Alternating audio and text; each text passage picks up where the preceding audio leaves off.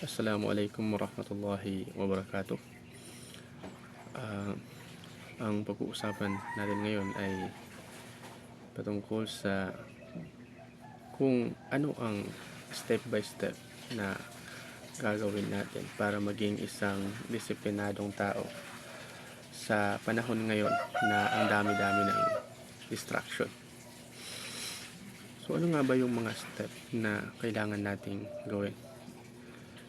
Sa opinion ko lang, kung gusto nating maging disiplinado, ang unang step na kailangan natin gawin ay alamin natin na hindi tayo disiplinado.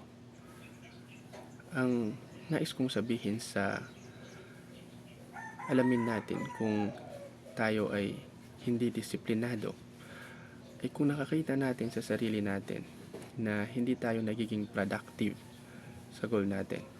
Meron tayong mga goal na gustong makuha, pero imbis na ilaan yung oras natin doon, ay nalalaan natin yon sa ibang mga bagay.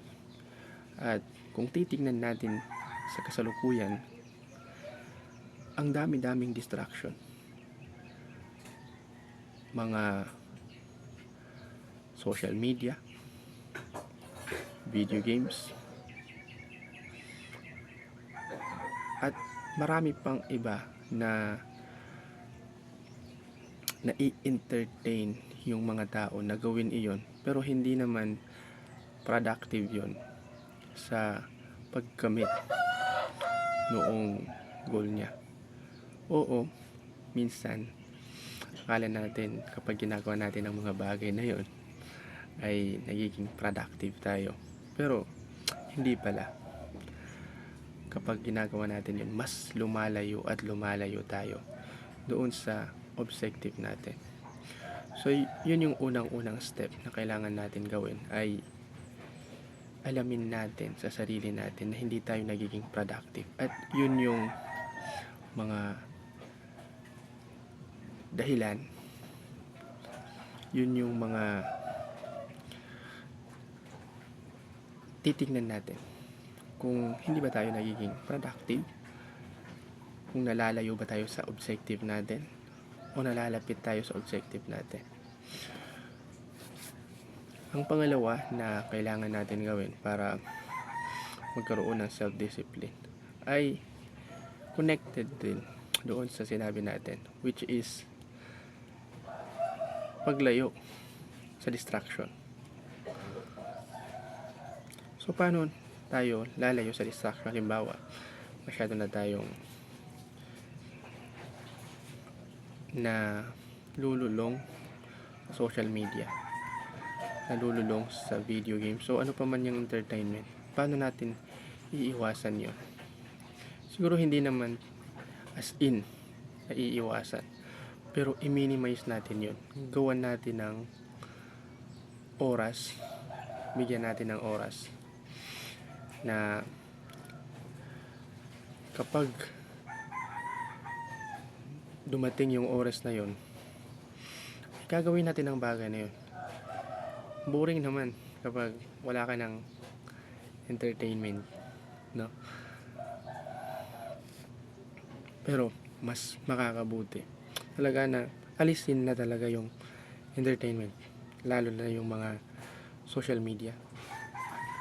Pero may mga bagay sa social media na maganda at tingin ko nakakatulong sa development natin bilang isang tao. So mas maganda pa rin siguro na bigyan na lang natin ng oras yung distraction, yung entertainment. Kung sa ganoon ay magkaroon din tayo ng konting entertainment. And what I mean entertainment is a halal entertainment. Hindi yung entertainment na alam natin na in the long run makakasira sa atin.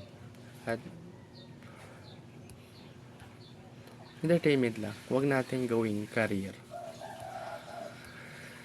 So yun yung pangalawa. Siguro ang pangatlo na ah, dito ko na tatapusin yung talk na to. Siguro yung pangatlo, gumawa tayo ng daily routine na susundin natin. Halimbawa, kapag umaga, ito yung susundin ko. Mag-pray ng Fajr, mag-read ng Quran, mag-exercise, mag-shower, ganito, ganyan. Kailangan natin yun para pagising natin sa umaga, hindi na tayo mag-iisip kung ano yung gagawin natin. Alam na natin kung ano yung gagawin natin. Titingnan lang lamang natin yung daily routine and alam na natin kung ano yung dapat natin gawin. Ganun din sa noon routine. Halimbawa, noon routine mo, alam mo na yung gagawin mo doon.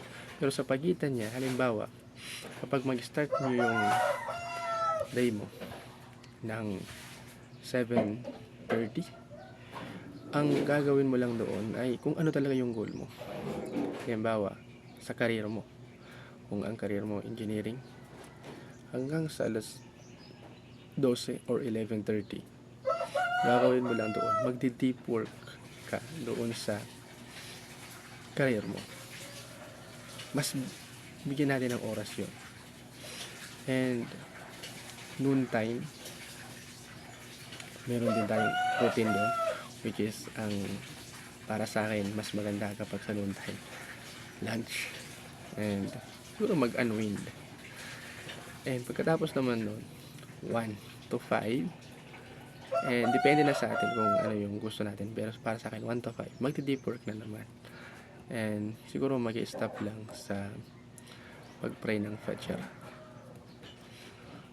And meron din tayong evening routine, at mas maganda na matulog tayo ng maaga para magising tayo ng maaga. And I'm really encouraging na mag-pray tayo ng tahajjud. I'm really encouraging myself, I'm really encouraging everyone na mag-pray ng Fajr. It really works all the time. At kung hindi man natin makakita yon, and sa pagkabukas na o yung araw na gawin natin yung bagay na yon, darating at darating yun, ma-surprise tayo. Sa akin na experience, I have a point in my life na siguro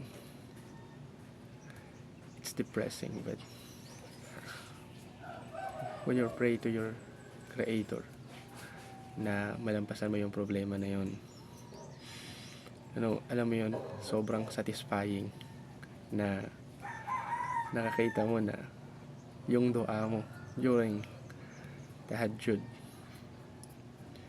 ay natutupad. And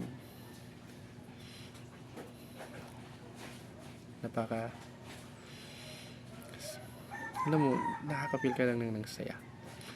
So, to conclude, and this is all my opinion, so you can have your own opinion to how to build a self-discipline in this age, to conclude, ang step ay alamin natin na distracted tayo,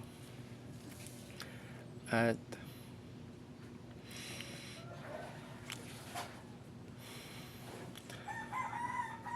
huwag nating ikahiya yun, pero kung hindi naman, pero mga tao na sobrang productive, pero for us na katulad ko, alamin natin na distracted tayo. Kasi kung alam natin na distracted tayo, masusolusyonan natin yun. Susolusyonan natin. Kasi kung hindi naman, bakit natin solusyonan ang isang bagay na hindi naman natin ginagawa? Pangalawa, lumayan tayo sa distraction, or i-minimize natin yun, o gawan natin ang oras. Kung dito lang natin gagawin 1 hour per day, ganoon lang. And pangatlo ay gawa tayo ng daily routine. Yun lamang. wa ila liqa. Wassalamu alaikum warahmatullahi wabarakatuh.